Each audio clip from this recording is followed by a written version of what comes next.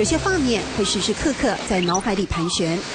以前阿婆在折的时候，她是这样子绑这样子，好，然后外面再圈红绳。然后阿婆会告诉你粽子怎样才好吃吗？自己包的就很好吃啊。尤其是他们这个炒的饭啊，就是他们有炒的过程中，就是要炒这样像这样一粒一粒，这还不是全熟，还不是全熟，然后再蒸过之后，它的饭粒会更好吃。许庆中的客家米食、肉粽、菜包还有芋头板，都是从小阿婆常做的点心，最熟悉的味道，由口入心。这个不能用机器。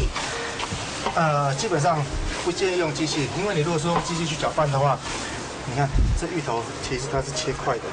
我们是切丁的方式，你如果说机器去搅拌的话，这口感整个会擦掉，整个就会擦掉了。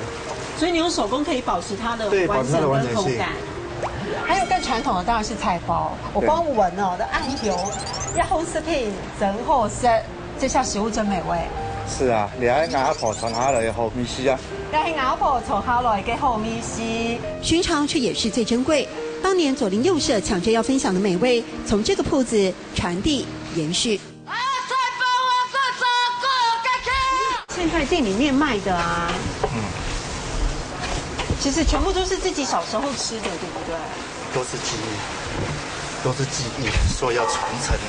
一头，对，一头。用一种味道怀念心里最重要的人。